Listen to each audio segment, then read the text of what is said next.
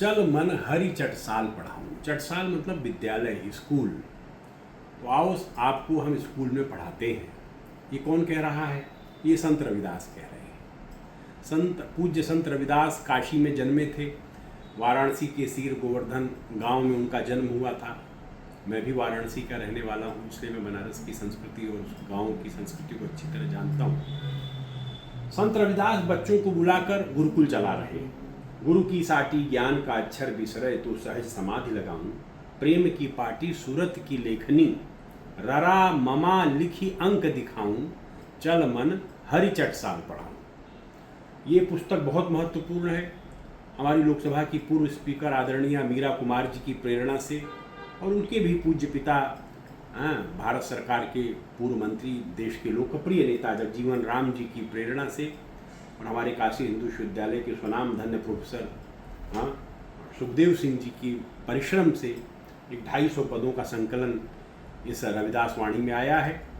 और पूज्य संत रविदास की वाणी, उनका प्रभाव, उनकी परंपरा इस देश के अंदर मैं समझता हूँ भक्ति आंदोलन जो चला उसमें वह तो संत शिरोमणि हो गए। उनका साहित्य सर्वत्र प्रतिष्ठित हो गया और ये पुस्तक बहुत महत्वपूर्ण है, पढ़ी जानी चाहिए।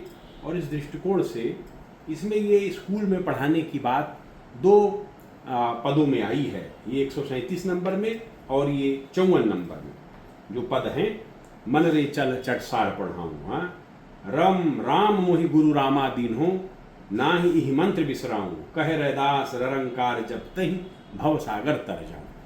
तो संत रविदास आज से 700 साल पहले, 800 साल पहले भारतीय ज्ञाति परंपरा, जाति परंपरा में कैसे सभी जातियों के गुरुकुल चल रहे हैं उसका सीधा सीधा प्रमाण दे रहे हैं।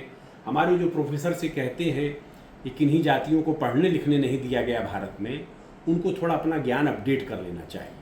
पैसा कमाने के लिए, झूठ बोलने के लिए, पद प्राप्त करने के लिए भारत की महान परंपरा के साथ खिलवाड़ करने का अधिकार आपको किसी ने नहीं दिया है। आप IAS कोचिंग चलाइए या कुछ करिए, किसी भी तरह की कोचिंग चलाइए, पैसा कमाइए, कम से कम पढ़ लिख करके बात करिए। तो संत रविदास भारत की ज्ञान परंपरा बता रहे हैं और गुरुकुल विद्या कैसे भारत की चर्मकार जाति में चल रही है उसका सीधा प्रमाण दे रहे हैं। यहाँ कौटिल्य अर्थशास्त्र का वर्णन करना चाहूँगा। ये कौटिल्य स्मृति है। कौटिल्य ने भारतीय राज्य व्यवस्था में और केंद्रीय मंत्रिमंडल में, राज्यों के मंत्रिमंडल में सभी जातियों के प्रतिनिधियों को समाहित करने का आदेश दिया हुआ है। वो शूद्र जातियों के मंत्रियों की भी मंत्रिमंडल में भागीदारी को और राजा बनने तक की व्यवस्था देते हैं। जनपद निवेश अध्याय में वो स्पष्ट बताते हैं कि कैसे जो है जब हम जनपद कोई नया निर्मित करते हैं तो उसकी व्यवस्था कैसे करनी चाहिए। शूद्र कर्षक प्रायम कुलस्तावरम पंचशत कुल परम ग्रामम। तो जनपद निवेश, ग्राम की स्थापना और उसमें सभी ज्ञाति परंपरा और आवश्यकता अनुसार उनकी जो भी आवश्यकता है उसको पूरा करने का निर्देश राज्य को कौटिल्य दे रहे हैं और उनकी ज्ञान परंपरा को संरक्षित रखने की व्यवस्था भी दे रहे हैं।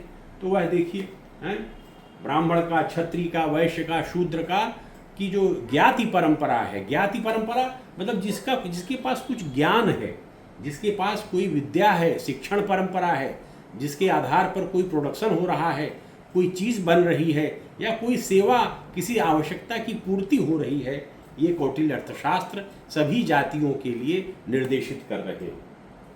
तो ये कहना कि हजारों साल से पढ़ने पढ़ाने नहीं दिया गया, ये बिल्कुल अन्याय है। इसमें तीसरा ग्रंथ मैं आपको दे रहा हूँ प्रमाण सहित, वो कौटिल्य के भी पहले का है। कुछ लोग कौटिल्य के समय ईसा पूर्व 2री सदी 3री सदी बताते हैं, भरत मुनि का नाट्यशास्त्र।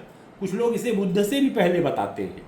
खैर, हम ये मानते हैं कि नाट्यशास्त्र 5वां वेद कहा गया है और इस नाट्यशास्त्र में भरत मुनि ने सभी जातियों के लोगों को, सभी वर्णों को नाट्य विद्या में, उसके शिक्षण परंपरा में, उसके प्रशिक्षण में और उसके प्रयोग में, सभी वर्णों को, सभी राक्षस को, देव को, असुर को, गंधर्व को,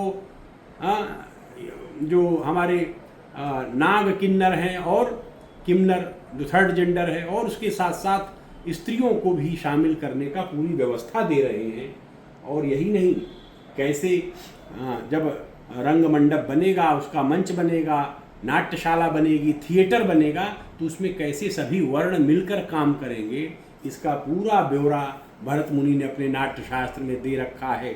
जो भारत के प्राचीन इतिहास में रुचि रखते हैं, प्राचीन समाजशास्त्र को पढ़ते पढ़ाते हैं, उनसे मैं निवेदन करूंगा कौटिल्य अर्थशास्त्र को, भरत मुनि के नाट्यशास्त्र को और संत रविदास के इस ग्रंथ को, रैदास वाणी को, रैदास जी की स्मृति को अपने ध्यान में लीजिए। और बिना इसके अगर आप लिख रहे हैं कोई बात, तो आप सरासर झूठ लिख रहे हैं, भारत की ज्ञान परंपरा के साथ आप अन्याय कर रहे हैं। इस मनोवृत्ति प्रवृत्ति को बदल करके और अंग्रेजों के द्वारा प्रक्षिप्त किए गए झूठ को और वामपंथियों द्वारा पोषित झूठ को अब आगे बढ़ाना बंद कर दीजिए।